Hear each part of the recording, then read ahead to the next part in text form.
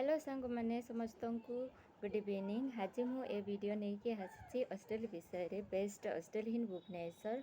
बहुत जन सर्च करुवे कि बेस्ट हॉस्टल इन भुवनेश्वर, तो मु बहुत सारा हॉस्टल लिस्ट करके आनी जोटा कि गूगल तरह मु भी जाए जो बहुत सारा हॉस्टल को जाए किंतु गोटे भी मत हॉस्टल ना मन पड़ूनी। सो मुझा आपण मन को लिंक देदेवी यही हॉस्टल मन को आप विजिट करके देखु। बहुत रिव्यू भी बहुत भल अच्छी आउ से हॉस्टल मानकर ना मुझे देदेवि आप विजिट करेंगे जाइकिना।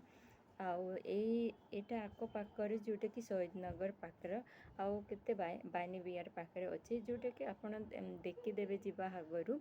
आउ हॉस्टल तो एमती नुह कि तरे जाकि देखिए सेटा पसंद आसो। से हॉस्टल जी मैंने थे से पचारि ने गोटे थर गले हॉस्टल एक्सपीरियंस हुए।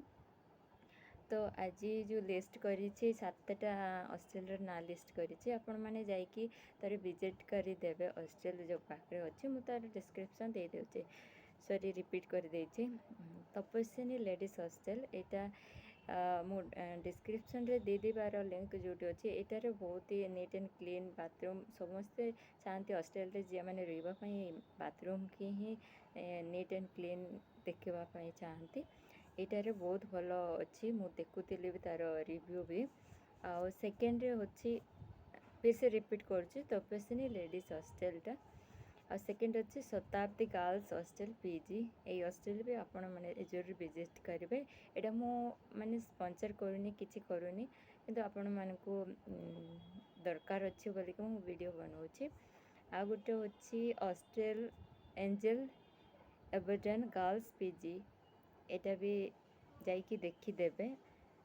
फोर्थ रे अच्छी Shubham girls hostel ladies PG शहीद नगर, लेडीज पीजी शहीद नगर ये रमादेवी यूनिवर्सिटी पाखरे।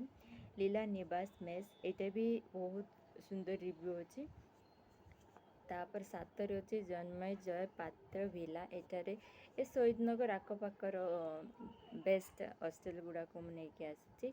आई थिंक गुटे बोधे बानी बिहार पाख साइड ये आखपाखर जितके हॉस्टल रे मु बुली मोर सांग मु भी खोजी किंतु गुटे भी ना मने मत पड़ूनी। सो जरूर जाइकिना हॉस्टल देखीदेवे। सब हॉस्टल रे को हॉस्टल रे अच्छी आपन फ्री वाईफाई देवे। सब हॉस्टल रे एमती थाए कि 6टारे थाए आउ केते हॉस्टल रे 9टारे बंद हुए एमती थाए तांकरू जाकि जरूर विजिट करेंगे। यही जगार मु मैपटा मु डिस्क्रिप्शन रे दे देवी, जरूर विजिट करना जाए आउ किसी भी डाउट है मत कमेंट की तरफ रू मत पचारि पारिबे।